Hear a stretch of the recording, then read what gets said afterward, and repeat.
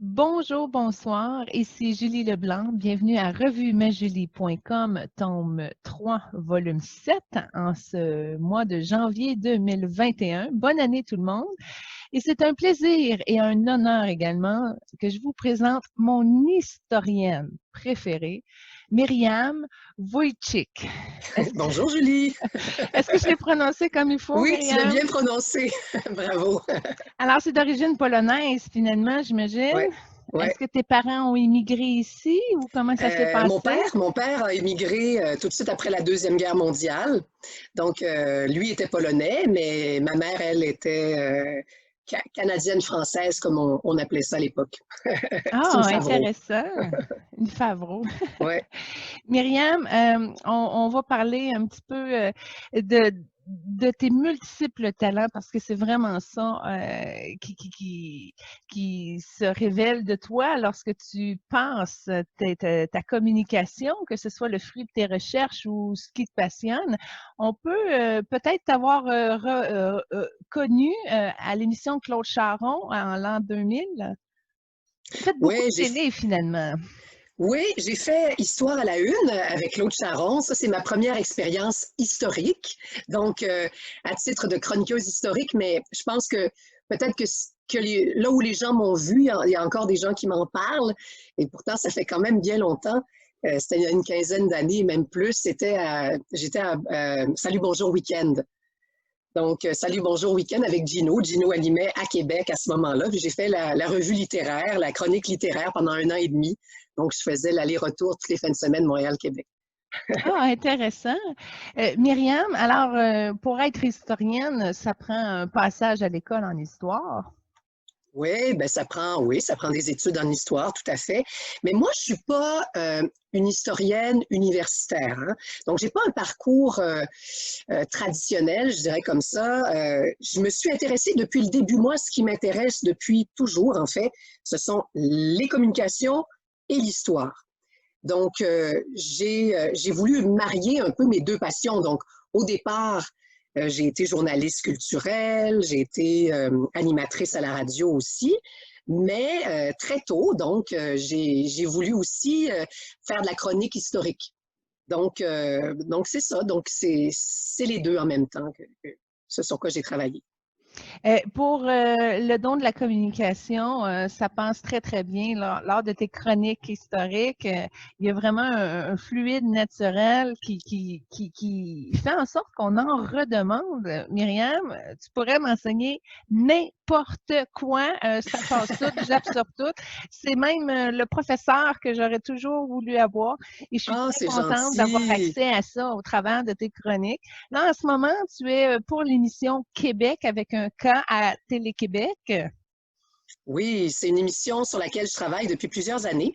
En fait, avec Zone 3, donc pour l'émission pour Télé-Québec, on avait travaillé au départ sur une émission qui s'appelait MTL. Donc, c'était pour l'anniversaire de Montréal, 375e. Donc, on avait fait l'histoire de Montréal. Puis ensuite, là, c'est presque un scoop que je te donne. Mais là, on est bien avancé dans la saison 3 qui va être diffusée donc au printemps prochain. Donc voilà, donc ça fait quand même 4 saisons sur l'histoire de Montréal et du Québec, ce qui est, c'est beaucoup d'années passées à avoir comme une vue sur l'ensemble de l'histoire du Québec, mais à vol d'oiseau, je te dirais, parce que c'est rare qu'on a ce privilège-là de travailler non seulement sur euh, notre spécialité, hein, il y a des historiens qui travaillent sur un aspect très pointu de l'histoire du Québec. Moi, j'ai ce privilège de travailler sur à la fois l'histoire économique, l'histoire sociale, l'histoire culturelle, la guerre, l'immigration, la chanson, le cinéma. Donc, c'est un privilège rare dans une vie. Oui, je suis historienne en chef de la série.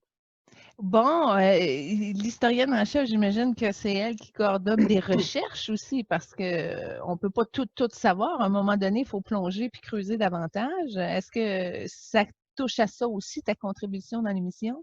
Oui, moi, je fais la majorité des recherches, c'est moi qui les fais. Mais je ne peux pas toutes les faire en effet parce que j'ai pas le temps, parce que les délais de livraison sont trop rapides. Donc, j'ai une super équipe de quelques recherchistes qui m'ont aidé à travers les multiples saisons de Québec. Et Vraiment, c'est un apport considérable. Et puis, j'ai celui qui fait toute la recherche visuelle, parce que ça, c'est un aspect de la recherche qui ne me concerne pas. Et Ghislain Auprêtre, il s'appelle, il fait une super belle job, parce que c'est vraiment, c'est de la job, hein? C'est une job en tant que telle d'aller demander les droits sur plein de photos anciennes, etc., pour meubler pour le contenu de cette série. Ah, c'est beaucoup de travail. C'est extraordinaire aussi comme possibilité. Donc, chaque spécialiste de sujet, exemple, on parle de l'alcool. Ça, c'est une émission que j'ai beaucoup aimée. Alors, les spécialistes en connaissances historiques d'alcool viennent raconter leur information. Et toi, dans le fond, ton créneau touche à quoi? Quand on te voit à l'écran, c'est surtout de quel sujet que tu parles? Moi, je suis une généraliste. Alors, je suis une généraliste. Il y a plein de sujets qui m'intéressent. Moi, j'avoue que j'ai un petit passe-droit dans l'émission parce que comme c'est moi qui fais la majorité des recherches, j'ai souvent le premier choix. Donc, c'est des sujets que j'affectionne. Ça peut être l'alcool. L'alcool, je l'ai fait justement parce que c'est des sujets qui m'intéressent depuis longtemps. Ou, bon, je sais par exemple que j'ai plein d'anecdotes à raconter, donc il y a quelque chose de ludique dans la présentation. Puis des fois, c'est pas ça du tout, c'est des sujets très sérieux, comme l'histoire de la mort ou l'histoire de la vieillesse. Hein, dans Québec 3, je travaille sur l'histoire de la vieillesse, c'est un sujet qui m'est cher. Et je me dis que si on peut faire œuvre utile, puis de parler un petit peu des conditions de vie des aînés à travers le temps, ben, tant mieux, hein, parce que c'est un peu ça, c'est une émission où on apprend des choses, mais pas juste apprendre. On apprend, mais en même temps, c'est aussi divertissant parce qu'il y a non seulement des images d'archives hein, qui apportent un côté émotif. Hein, on peut se souvenir, ah ben oui, dans Taverne, je me rappelle quand les femmes n'avaient pas le droit d'entrer. Puis tu as aussi un aspect, l'animation. Alors, il y a une compagnie d'animation qui s'appelle El Toro Studio qui crée ces dessins qui fait que les écoles apprécient énormément la série. Et ça, c'est toujours pour moi, je suis très, très heureuse à chaque fois quand j'entends des enfants me dire « Ah, ben j'adore l'histoire, c'est même moi qui demande à mes parents de l'écouter. » Moi, c'est ça et des immigrants qui me disent qu'ils ont connu notre histoire grâce à la série, c'est pas mal les deux plus beaux compliments qu'on puisse nous faire. Ah oui, puis c'est tout accessible sur le site de Radio-Québec. Alors, vous pouvez en tout temps avoir accès. Télé-Québec, hein, ça c'est devenu. Il y a une histoire en arrière de ça. Oui. Mais il y a une histoire en arrière de tout. Hein. Exemple, on prend quelque chose comme le maquillage. Le maquillage, on peut plonger dans beaucoup de recherches par rapport à ça, mais c'est difficile aussi à la fois de se limiter au Québec parce qu'on peut dire, exemple, le maquillage, mais les Égyptiens utilisaient ça comme ça. Comment qu'on fait à un moment donné pour dire, OK, il y a beaucoup, beaucoup d'histoires, on va s'occuper de ceux qui...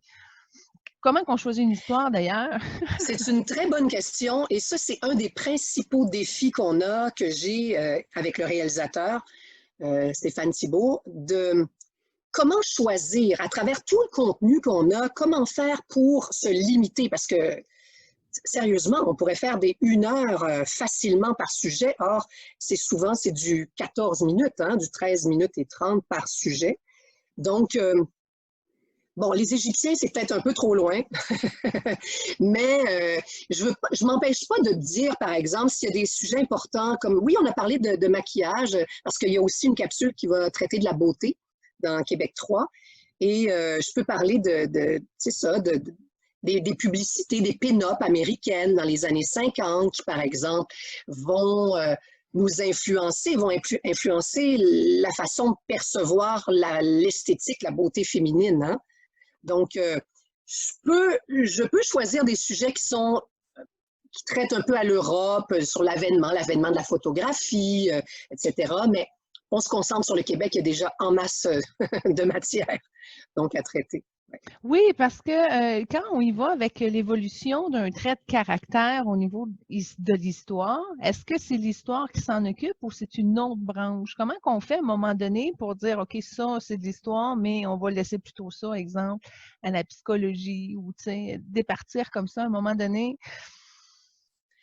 Oui, c'est sûr que ça doit être des faits historiques, des faits avérés, hein, dont on se sert, des anecdotes. Des fois, j'ai des anecdotes, puis je me dis, ah, cette source-là, je lui fais pas confiance.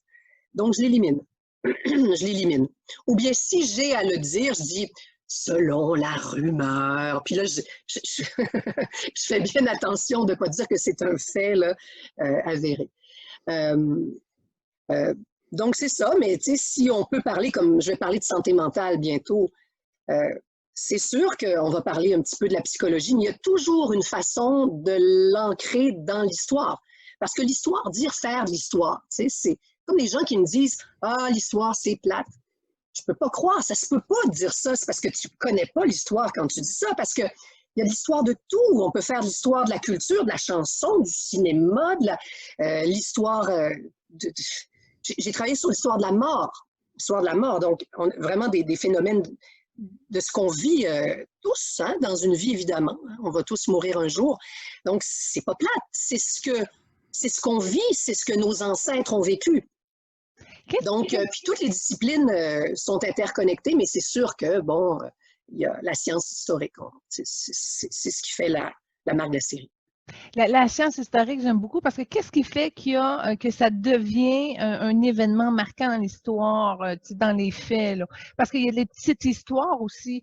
Tu sais, si on prend exemple la tuerie le 6 décembre à Polytechnique en 1989, ben ça reste une histoire, mais c'est peut-être pas une histoire assez importante pour rentrer dans les gros faits d'histoire, tu sais.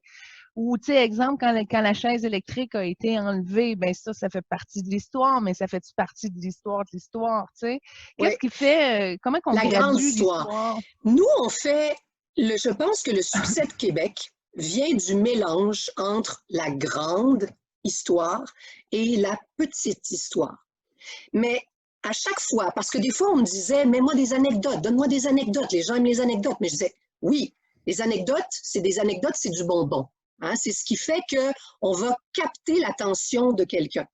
Mais on se sert de l'anecdote doit servir à expliquer quelque chose de plus gros.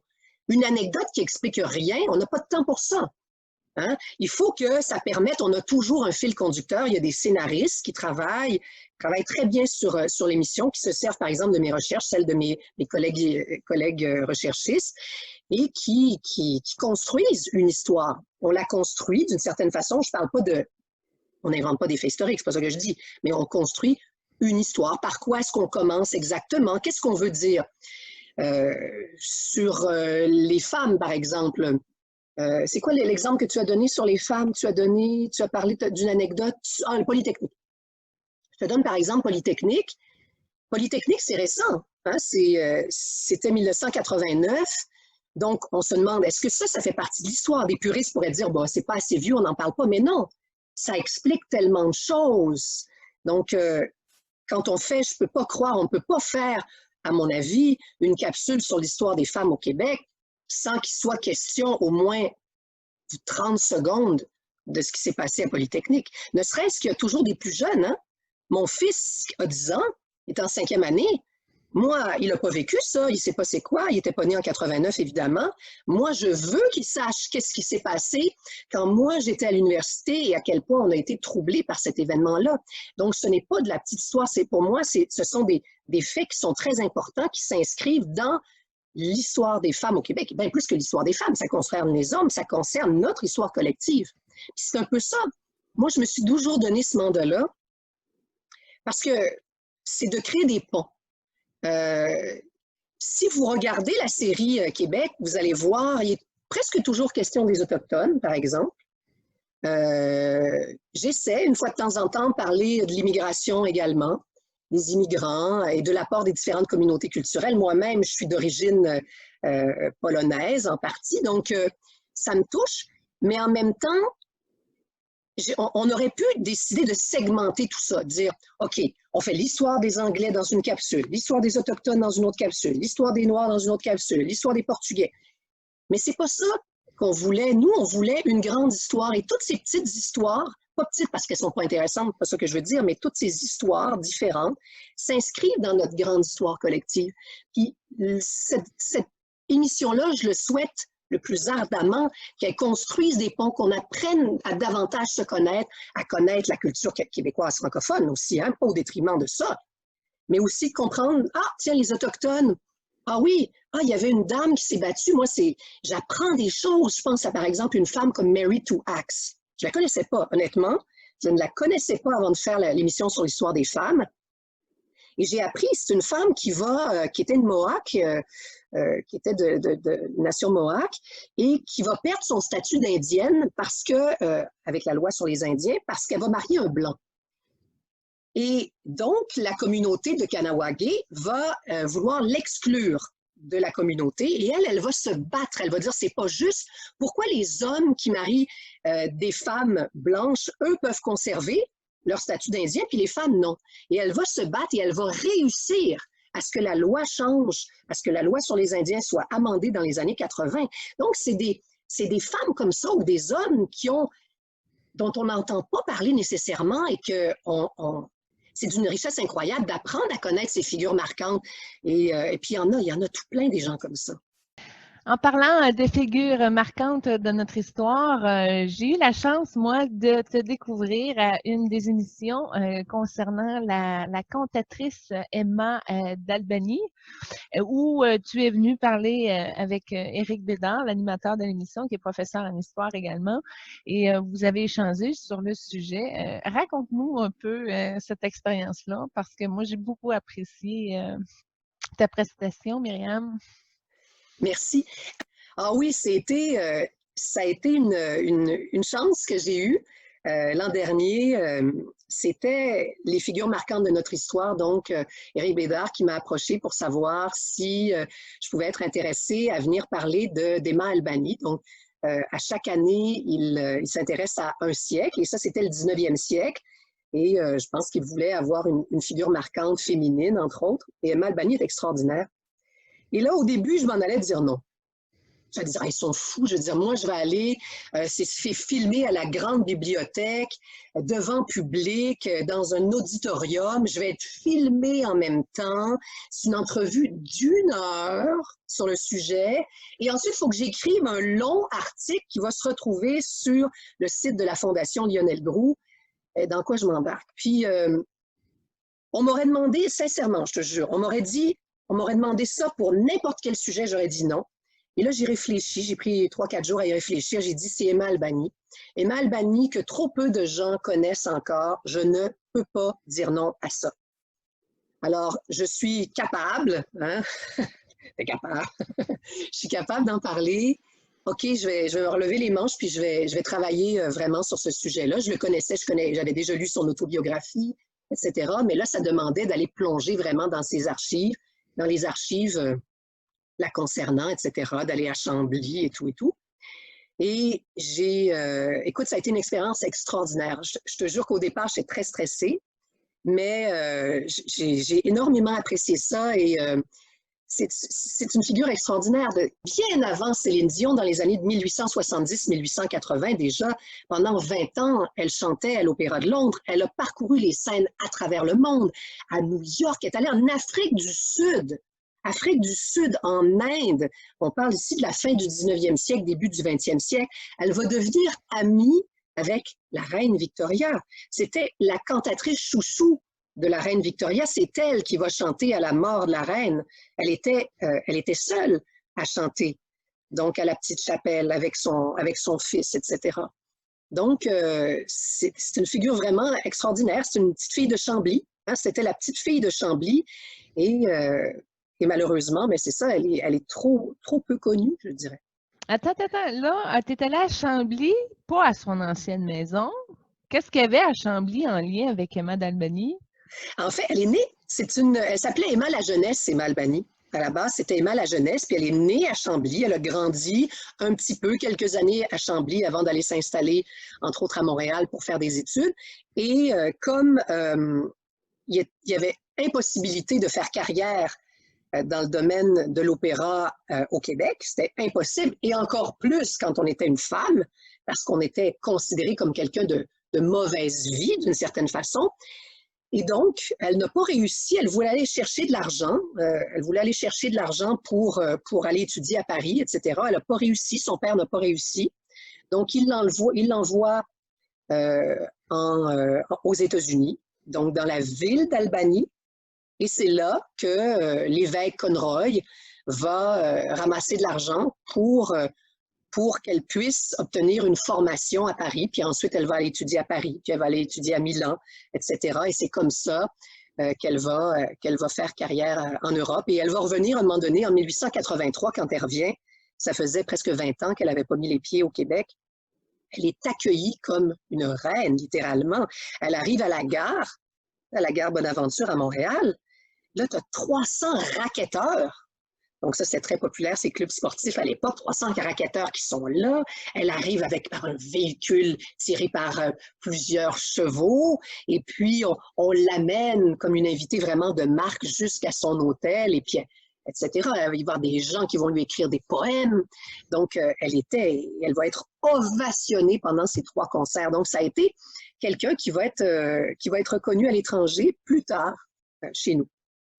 Puis quand on va à Chambly, qu'est-ce que tu as découvert à Chambly de ces traces qui restent aujourd'hui? Bien, à Chambly, ils ont un très beau fonds. Hein. Il y a les deux. Il y a la Société d'histoire de Chambly et puis il y a la municipalité également. Donc, ils ont beaucoup de photos. Hein. Ils ont des archives photographiques vraiment magnifiques. Là. On peut voir Emma Albany non seulement sur scène, parce que ça, il y en a beaucoup, des photos d'elle, peut-être pas sur scène, mais je veux dire des photos où on la voit en costume de scène. Ouais. Mais on la voit sur des photos sur son bateau, sur le bateau, hein, par exemple, avec son fils, avec son mari. Son fils qui va habiter Montréal un certain temps, qui va devenir un diplomate, donc dans les années 30. Donc c'est ça, c'était une richesse. Et puis, j'allais aussi consulter les fonds qu'il y a à l'Université de Montréal aussi. Est-ce que dans les personnages féminins de notre histoire québécoise, peut-être même canadienne, est-ce qu'il y a d'autres personnages qui t'ont inspiré? Oui. Moi, je m'intéresse beaucoup à la cuisine. Moi, je suis fille de chef. J'aime ça dire ça. Je suis fille de grand chef. Mon père avait un grand restaurant qui s'appelait Le Fado. Donc, mes premières années, j'ai grandi là-dedans. Et donc, une des émissions sur laquelle j'ai préféré travailler, c'était celui sur la cuisine. Et je voulais, dans cette capsule-là, j'espérais en tout cas, de concert évidemment avec les personnes avec lesquelles je travaille, je voulais qu'on rende hommage aux femmes. Parce que dans le fond, la cuisine, aujourd'hui, on voit, c'est fascinant, moi ça me fascine que les grands chefs dont on parle tout le temps à la télévision, plein de tatous, c'est toujours des gars. Alors, ça se fait que c'est toujours des gars. Je veux dire, pendant très longtemps, la cuisine, ça a été une affaire de femmes. La transmission se faisait de mère en fille, c'était les religieuses qui enseignaient, la congrégation de Notre-Dame qui enseignait la cuisine. Et donc, c'est sûr qu'il y avait ces religieuses-là, mais il y a une femme laïque, Jeanne Benoît. Hein, on a presque tous, est-ce que Julie, tu vois ton... Oui, bien, ma mère, elle connaît ça, là. Ta mère, c'est ça. Donc, toi, tu y as goûté par la bande, sûrement. On a tous l'encyclopédie de la cuisine canadienne de Jeanne Benoît à la maison, ou presque. Mais Jeanne Benoît, beaucoup de gens pensent, ah ben oui, c'est une femme traditionnelle qui cuisinait à la maison, etc., mère de famille. Mais non, Jeanne Benoît, c'est pas ça pantoute. Jeanne Benoît, c'est une femme qui est allée étudié dans les années 1920 à la Sorbonne à Paris, qui a obtenu un diplôme de chimiste en alimentation. C'est une femme qui, au Québec, va ouvrir un des premiers, si ce n'est pas le premier restaurant végétarien, pas en 1992, dans les années 1930. Imaginez.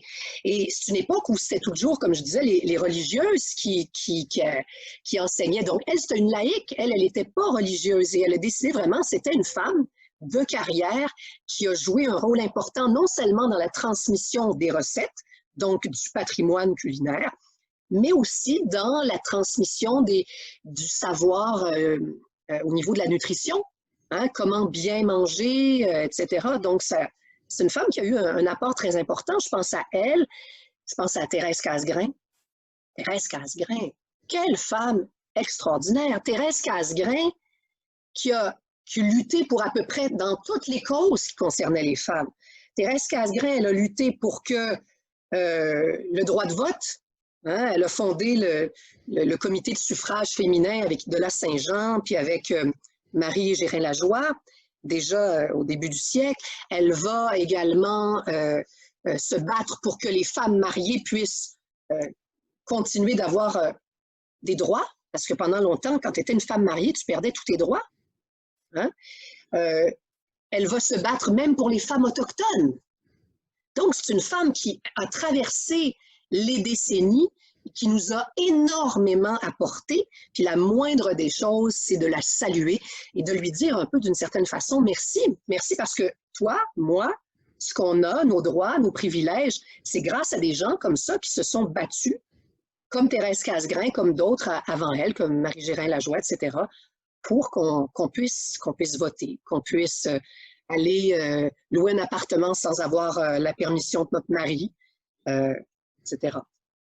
Oui, c'est vraiment, ça l'a avancé beaucoup, beaucoup au niveau de la femme. Est-ce que ça l'avance encore? Est-ce qu'on peut prendre des données historiques pour dire que l'histoire a continué là-dessus, au niveau de l'équité salariale, et etc.? Oui, ben, je pense que c'est sûr, ça ne s'arrête pas dans le temps. Puis il y a même des reculs. Hein. On voit dans certains pays les droits de façon de façon générale, en fait, pas juste ceux des femmes, mais c'est jamais acquis. Hein. On peut toujours, il y a toujours quelqu'un qui peut arriver. Regarde aux États-Unis, avec la nouvelle Cour suprême. Donc maintenant, le droit à l'avortement, est-ce qu'ils vont le perdre? Donc, oui, les luttes, ça se poursuit. Elles se poursuivent, les luttes, et puis il y a eu le mouvement MeToo récemment. Mais ça, on essaie d'éviter. En tout cas, dans Québec, on peut le souligner, mais on essaie de ne pas trop aborder des phénomènes qui sont récents parce que, bon, c'est toujours matière à changement aussi. Hein. L'histoire est en constante évolution, donc c'est ça. Ta période préférée historique, c'est laquelle? Oh là là là là. Je les aime toutes. On ne peut pas me demander ça. Je les aime toutes. Moi, je suis une curieuse de naissance. J'aime ça. J'aime essayer de m'imaginer. Ce que j'essaie de voir, de visualiser dans ma tête des périodes historiques, des moments charnières de l'histoire, j'essaie de le transmettre aussi, que les gens le visualisent également. Je pense, par exemple, à l'époque précoloniale, à l'époque des Autochtones, avant l'arrivée des Européens. Comment ça se passe? C'est super intéressant. Donc, très intéressant. On trouve ça où? C'est pas de l'histoire. En fait, c'est l'archéologie qui va nous aider à construire cette histoire-là, parce que l'histoire commence à partir du moment où il y a des livres. Puis les livres, bien, ce sont les Européens qui vont écrire. Donc, c'est toujours une vision, une version de l'histoire qu'on a, celle des Français, celle des Anglais, celle des Espagnols qui sont arrivés. Donc, c'est pas l'histoire. Mais c'est pas grave. À travers ces écrits-là, on essaie de comprendre, ah ouais, c'est comme ça que ça se passait. OK, c'est comme ça que les Autochtones, les nations autochtones élevaient leurs enfants. Ah oui, ils avaient plus de liberté donc que les Français. Il ne s'agit pas de dire qu'un peuple est plus extraordinaire qu'un autre. On n'est pas là-dedans. Moi, c'est pas ma façon de voir l'histoire, mais c'est de la raconter du mieux possible en essayant d'apporter différentes versions.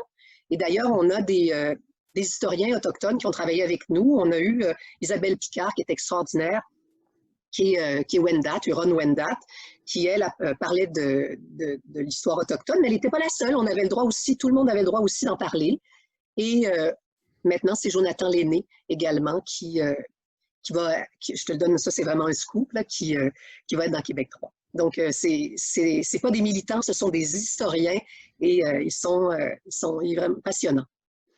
Est-ce que la partie curieuse, elle est captivante aussi en voyage? C'est-à-dire, je reprends ma question, tu peux pas aller dans une place puis pas tomber dans l'histoire de la place. Alors, vos vacances doivent être souvent des musées, des sites, des ci, des ça. Est-ce que ça arrive qu'une historienne prenne des vraies vacances? Ah non, mais moi, c'est des vacances. Moi, les musées, il n'y a rien que j'aime mieux que ça. J'adore ça, les musées. J'ai travaillé dans les musées. Moi, quand j'étais petite, mon père m'amenait au musée. C'est comme ça fait partie de mon enfance. C'est pas du travail pour moi, mais pas du tout. Pas juste des musées historiques, là, des musées d'art. J'aime ça, la beauté, voir des tableaux. J'adore ça. Puis tu as raison. Mes enfants, boy, quand on est allé à Québec, c'était la première fois que j'allais à Québec avec les enfants cet été. Et à chaque fois que je passais quelque part, je disais, ça, c'est la bataille des plaines d'Abraham a eu lieu là. Là, c'était, regardez les gars, ça, vous voyez cette statue-là de Marie, ça, c'est la première famille qui est venue, française, qui est venue s'installer en Nouvelle-France. Imaginez, nous autres, on a de la misère à pacter notre stock quand on part pour 2 jours. Eux autres sont partis pour la vie sur un autre continent qu'ils ne connaissaient pas. Donc, et eux, ça les fait rire. Hein? Donc, justement, parce que je sais vulgariser l'histoire, je sais comment capter l'attention des enfants, puis je leur donne des outils, puis mon plus vieux, en tout cas, adore ça. Mon plus vieux adore l'histoire, c'est sa matière préférée. Mais ça va être pareil quand tu vas dans d'autres pays également. La première fois que, exemple, tu vas en Italie, c'est sûr qu'on va plonger dans les cultes de l'histoire. En fait, la passion de l'histoire alimente tous les déplacements, toutes les connaissances qui peuvent être accessibles. Clairement. Puis ce qui est extraordinaire, c'est quand on est capable de faire des liens entre l'histoire d'un autre pays puis la nôtre, des fois. Oui, tout à fait. C'est comme si on va en France, on peut se dire, ben regarde, ces gens-là qui venaient de Normandie, de telle région, ils sont venus ici. Puis savais-tu qu'il y avait un patois? Alors certains avaient leur propre patois, ils ne parlaient pas nécessairement le français de Paris. Et donc, mais il va se perdre, ce patois-là va se perdre, puis c'est la langue de Paris qui va prendre le dessus. Et nous, on va parler cette langue-là à cause des filles du roi qui étaient venues sur toute cette région-là. Mais évidemment, le français va évoluer avec le temps et donc notre français n'est plus leur français d'aujourd'hui. Fait que finalement, est-ce que on arrive à prendre des breaks de connaissances, dire OK, là, je m'en garde juste à ce que là, sans vouloir savoir d'autres choses? Ça doit avoir aussi une influence sur la vie de couple parce que le partenaire qui t'accompagne doit absolument s'amuser à découvrir de l'information. Ah, mais mon chum lit 50 fois plus que moi. Lui, il est professeur de philosophie et il a enseigné le théâtre aussi. Donc, non, moi, je trouve qu'au contraire, ça enrichit, hein, apprendre, découvrir, continuer d'apporter. Hein, c'est une dimension dans un couple qui apporte énormément. Mais oui, je prends des pauses aussi, puis c'est très drôle. J'ai comme quelque chose qui me revient en tête. Je me souviens, j'étais sur le bord de la plage, dans une réserve faunique au Québec il y a 2 ans. Et puis là, je voulais vraiment prendre une pause. J'étais en train de lire un petit roman bien ordinaire. Je ne voulais pas entendre parler d'histoire. Et là, le gars qui est venu s'installer avec la fille à côté de moi, mais collé, là, ils se sont mis comme à parler de l'histoire de Napoléon. Puis là, et ça n'arrêtait pas. Pendant 1h30, là, je me suis dit, mais c'est pas vrai? Comment ça se fait qu'on parle de Napoléon? Quand j'étais à la plage, au bord du lac, je peux-tu avoir la Sainte Paix? Mais ça, ça m'arrive pas souvent. Ben, au moins, si tu te retiens d'embarquer dans la discussion et de corriger certaines données erronées. Ça, j'avoue, mais non, pas tant la donnée erronée que sa façon de parler à sa copine, le genre, il montrait ses connaissances. Et puis, il voulait épater la galerie. Et ça me faisait rire. Je ne pouvais pas m'empêcher d'écouter et de dire, bon, c'est comme ça qu'il crouse, lui. Crousé en parlant d'histoire de Napoléon. Myriam, est-ce que tu es tentée à un moment donné, parce que là, tu livres au niveau de la capsule de Québec, mais est-ce que tu es tentée éventuellement de dire, OK, là, je vais déposer tout ça et toi-même léguer ton manuscrit? Écrire, tu veux dire écrire quelque chose, un livre, etc.? Moi, Oui, je suis pas une fille dans tes d'écrit. projets? Non, je ne suis pas une fille de l'écrit. C'est dur pour moi l'écriture. Je le fais, je m'applique, etc. Bon, j'ai écrit un article justement sur Emma Albany, entre autres, mais c'est pas facile. Moi, je suis une fille de l'oral. C'est là que je suis. Il faut savoir nos forces, nos faiblesses. C'est là que je suis la meilleure, je pense, dans l'oral. Et je sais qu'il y a des historiens qui snobent ça, qui considèrent la vulgarisation pas comme une vraie branche de l'histoire. Mais moi, ça me dérange pas. C'est ça que j'aime. Mais cela dit, c'est épuisant. C'est épuisant, travailler sans cesse sur un sujet différent à chaque semaine. Une semaine, c'est l'histoire, pendant 10 jours, je travaille sur l'histoire, je sais pas moi, de la cuisine. 10 jours après, je travaille sur l'histoire de la santé publique. Un autre 10 jours après, sur l'histoire du sport. Ensuite, sur l'histoire de la culture. Ça m'a donné une vision générale que je me trouve privilégiée de l'avoir. Mais là, j'aimerais travailler sur un projet plus petit. tu sais, à Oui. échelle plus petite. Un projet que j'affectionnerais, que j'aimerais, etc. Mais ça ne m'empêcherait pas aussi de travailler sur, s'il y a une suite de Québec, je ne suis pas en train de dire que je ne l'accepte pas, là. Je ne devrais pas dire ça. Mais oui, j'aimerais ça, un plus petit projet. Et j'espère toujours, parce que j'espère toujours que les diffuseurs vont faire cette place, continuer de faire une place à l'histoire, d'en faire une plus grande encore. Nous, on a une émission à Télé-Québec, on est chanceux, un diffuseur qui a cru en nous, qui croyait en l'histoire. Mais c'est une façon de faire l'histoire. Il y a plein de façons de faire l'histoire. Éric Bédard a son émission à Ma TV, Les grandes figures de notre histoire. C'est une autre façon de faire l'histoire. Ce sont des longues entrevues d'1 heure. C'est incroyable, ça. C'est formidable d'avoir des spécialistes d'un sujet qui puissent nous parler pendant 1 heure d'un sujet. Ça se fait plus à la télévision, ça. Donc, c'est ces différentes facettes. Il y a tellement de façons de présenter l'histoire et j'espère que Radio-Canada, TVA, Canal Vie, Historia, etc. vont la faire, cette place-là, à plein de différents projets. Moi, oui, j'aimerais avoir travaillé sur d'autres projets, oui. Bien, des émissions à contenu, déjà, ça n'a pas la grande cote. C'est pour ça qu'ils ne sont pas non plus sur des heures de grande écoute. Les gens aiment mieux regarder des niaiseux qui font des niaiseries. Malheureusement. Moi, j'aime ça, les niaiseries, des fois. Hein, je le dis en passant. Moi, même mon chum rit beaucoup de ça. Je suis une fan des émissions de décoration. Alors moi, puis j'appelle ça des émissions dans lesquelles on voit des gens peinturer une maison en blanc. C'est toujours qui peinturent toujours de la même façon les maisons, mais le même décor, même genre de meubles et tout. Mais moi, j'adore ça. C'est là, à ce moment-là, que je déconnecte complètement. Donc, on peut travailler sur du contenu, puis aussi aimer la légèreté, lire des petits romans, des romans policiers, etc. Comment fais-tu tes recherches? Ah, moi, je commence en général par Internet.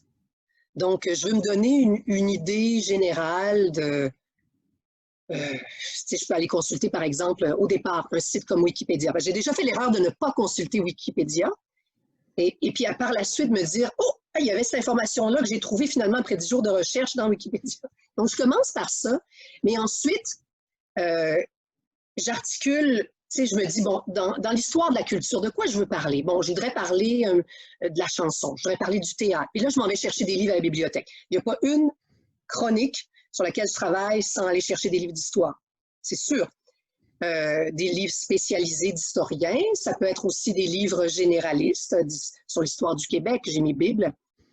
J'ai mes bibles. Je me suis bâti une pas pire collection, pas pire bibliothèque d'histoire parce que je ne peux pas non plus... être tous les jours à la bibliothèque, surtout en temps de pandémie. Là, les bibliothèques sont beaucoup plus difficilement accessibles. Donc, c'est ça, c'est des livres. En fait, ce qui est surtout important, c'est d'avoir différentes sources. Quand on fait de l'histoire, tu fais très attention de ne pas te baser que sur une seule source. Autant que possible, tu essaies de voir, ah oui, est-ce qu'il y a un autre historien qui parle de ça? Ou toujours avoir cet esprit critique dans ta tête, dire, est-ce que ça se peut? Ça, c'est une vision des choses. Est-ce qu'il y a un livre plus récent aussi qui a été publié qui me permettrait de valider cette information-là? Donc, voilà.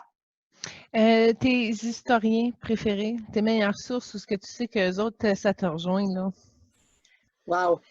Ah, écoute, il y en a plein, il y en a plein, il y en a plein. Denis Delage, moi, je lève mon chapeau à Denis Delage. Un homme qui a énormément, un historien qui a énormément contribué, entre autres, à faire connaître l'histoire des Autochtones alors que ce n'était pas populaire. Aujourd'hui, c'est très populaire, tout le monde parle de l'histoire des Autochtones, et lui nous a fait connaître ça bien avant tout le monde. Je lève mon chapeau à l'historien de Montréal, sur l'histoire de Montréal, à Paul-André Linteau, qui a énormément contribué à nous faire connaître l'histoire de Montréal, mais l'histoire du Québec aussi par la bande, avec des gens comme Jean-Claude Robert, des gens comme Paul-André Linteau, leur livre sur l'histoire du Québec contemporain, ça a été fait il y a quelques décennies, on le consulte encore aujourd'hui. C'est encore formidable.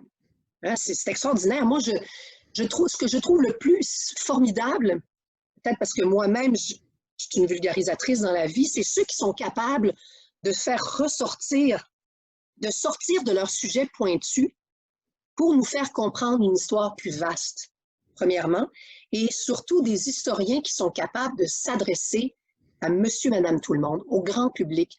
Et moi, je ne snobe aucunement les historiens universitaires qui travaillent sur ces sujets pointus, parce qu'on en a besoin pour la science historique, pour apprendre des choses, pour alimenter les historiens. Mais je suis fascinée par ceux qui sont capables de nous raconter. Tu sais, Éric Bédas qui fait son émission, je trouve ça formidable. Des gens comme Laurent Turcot, avec lequel je travaille sur Québec. C'est incroyable ce qu'il fait.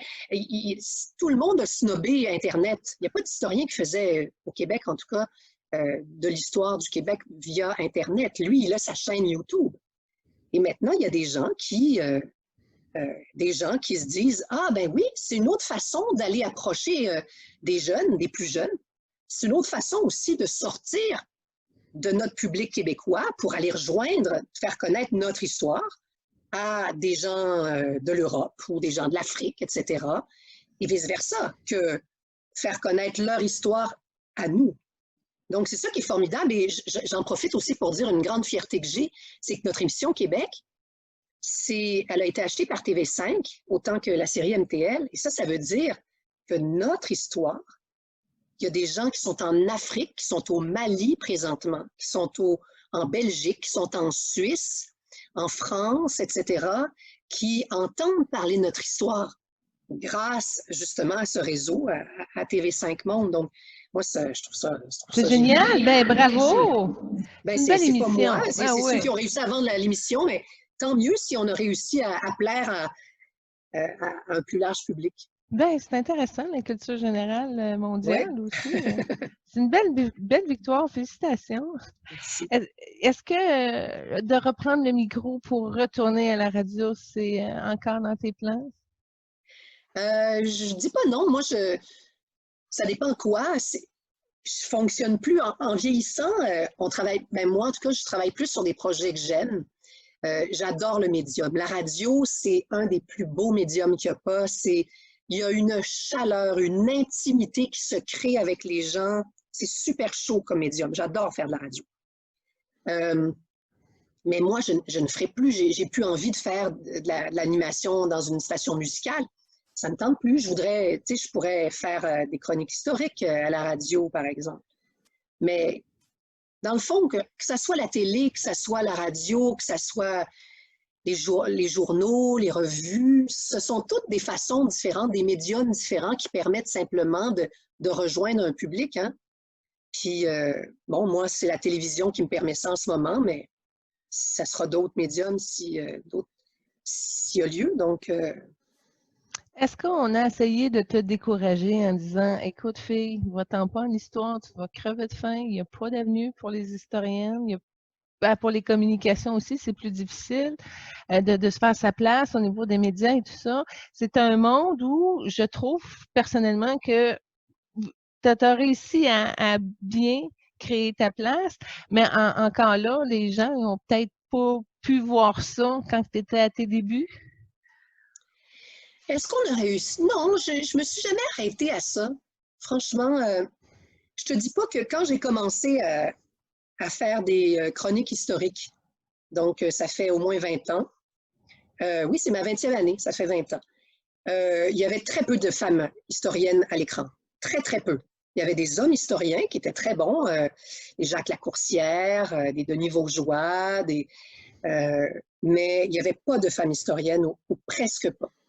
Et donc, c'est sûr que on se faisait juger peut-être, pas juste pour notre contenu, mais aussi pour le physique. Moi, j'étais toujours estomaquée quand je voyais des historiens qui étaient engagés pour leurs compétences, qui avaient 50 ans, 60 ans, ce qu'on voyait à l'écran, puis moi, j'ai aucun problème avec ça. Mais quand c'était une femme, moi, je l'avais entendu. Quelqu'un dans une émission que je nommerai pas, à l'époque, quelqu'un m'avait dit, nous, on cherche une historienne qui est à la fois, qui a de l'expérience, elle est bonne celle-là, qui a de l'expérience, mais qui est jeune et belle. Ah oui, alors l'expérience est jeune et belle, ça va comme pas ensemble.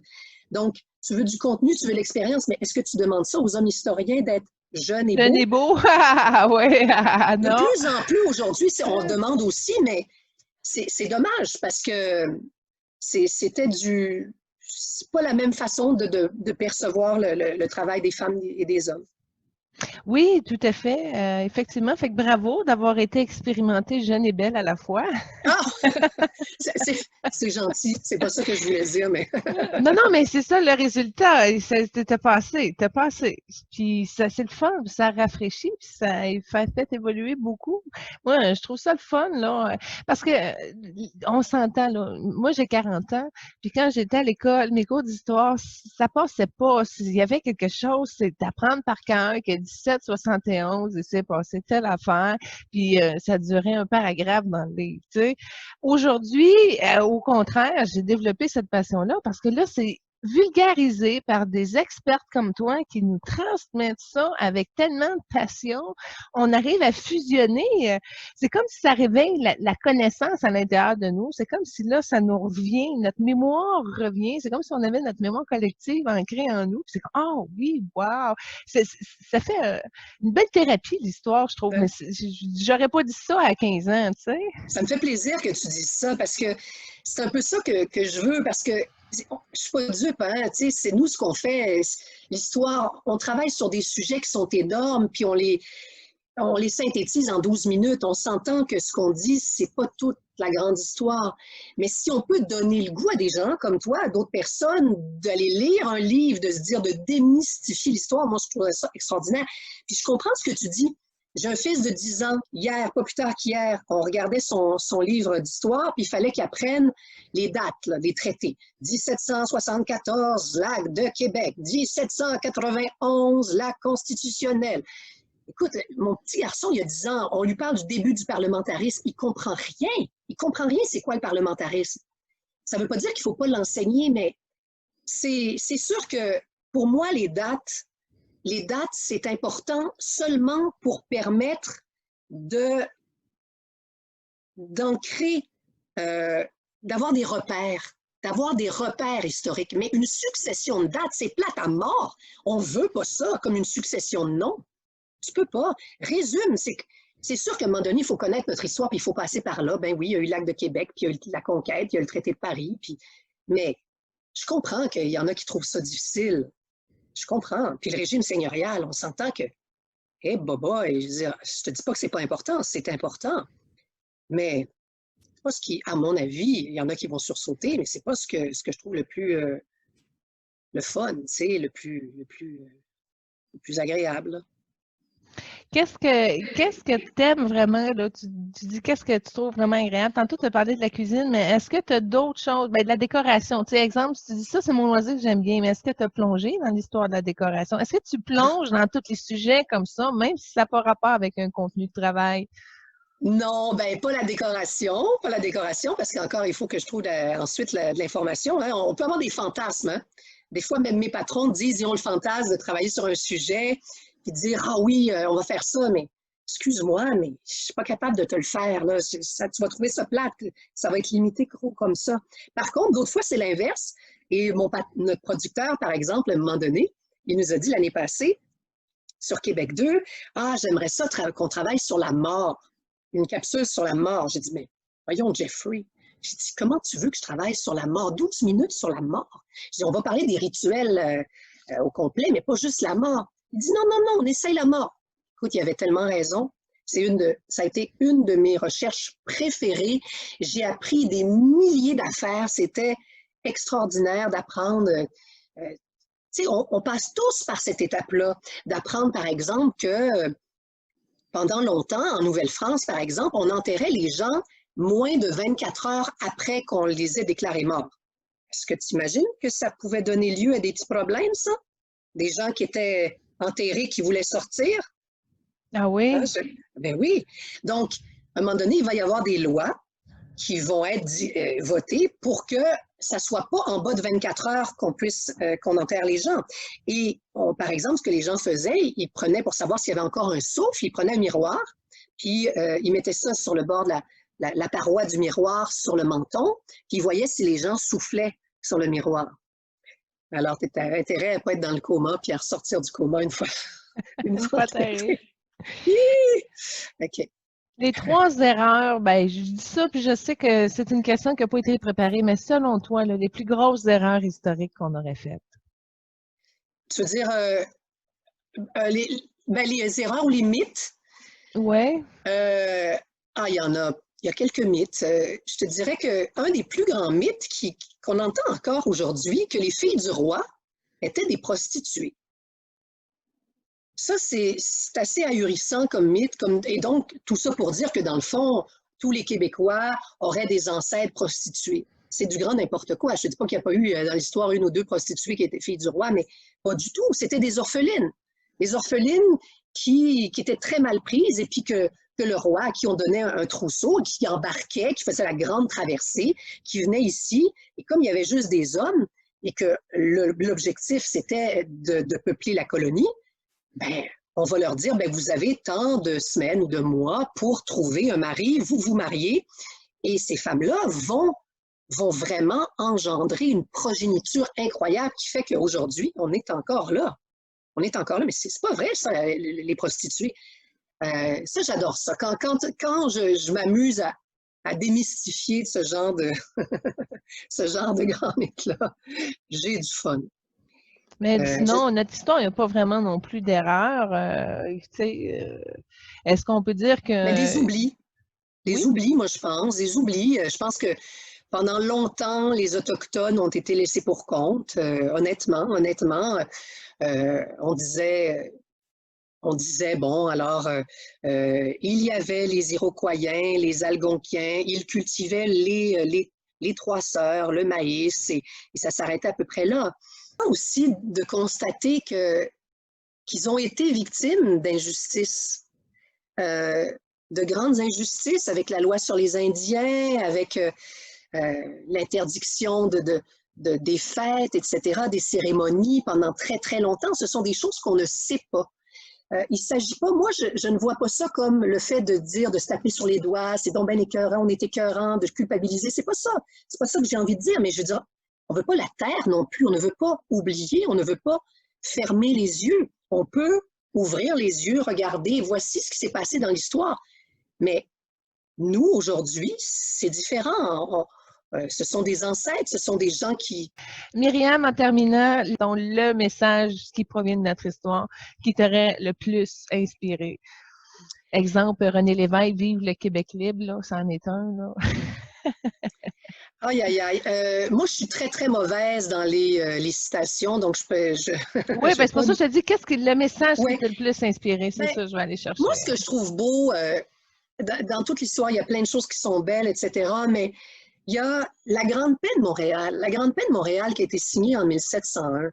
C'est un événement charnière de l'histoire parce que il y a des gens qui étaient de cultures totalement différentes. Et là, je ne parle pas que des Français. Je parle aussi de diverses nations autochtones. Il me semble, si ma mémoire est bonne, qu'ils étaient une quarantaine de nations autochtones. Il ne faut pas se leurrer, là. Il y avait des gros conflits là, entre nations autochtones. Tous ces gens-là ont mis pour un certain laps de temps leur conflit de côté et se sont dit, est-ce qu'on essaierait de faire la paix? Est-ce qu'on est capable de s'entendre sur certains points pour faire la paix? Et ça va avoir lieu. En 1701, la Grande Paix de Montréal va sceller la paix pour plus de 60 ans. Wow. Et donc, je me dis que ça se peut. Encore aujourd'hui, il y a des gens, des fois, je trouve ça triste, chacun a ses doléances, chacun a ses frustrations, etc. Et ils ont raison, tout le monde a raison, mais est-ce qu'on est capable de jeter des ponts? Est-ce qu'on est capable de se construire une histoire véritablement commune, une histoire des Québécois, une histoire du Québec qui inclut celle de diverses nations, de gens d'autres origines aussi qui ont bâti ce Québec-là. En paix. Myriam Woufchix. Ça, tu le recommences. Myriam Woufchix. Non, on recommence encore. Mais ça va être un bon viewplay. Vujicic. Vujicic. Vujicic. Vujicic, OK. Myriam Vujicic. Oh non. Myriam Vujicic. Hey, j'en suis vraiment navrée. J'en suis Ah, vraiment c'est navrée. pas grave. Myriam Favreau. Ah, je suis désolée. Mais garde-le, ça va être très drôle au montage. J'adore ça. Moi, ça me fait rire. Ah, ben écoute, parce que nous, on n'a pas ça en français, le J puis le C. Oui. Ça marche pas. Je vais t'appeler Julie Lenoir. Oui, Attention. c'est correct, c'est correct. Pas de problème. C'est équitable. Myriam Vujicic, merci infiniment. Vous êtes une personne tellement agréable. Je viens de vous voir là, mais c'est ma reconnaissance et mon admiration profonde pour tout ce que tu es, pour toute ta création. Et je te souhaite vraiment d'être bénie et de continuer sur cette inspiration-là parce que c'est grandiose.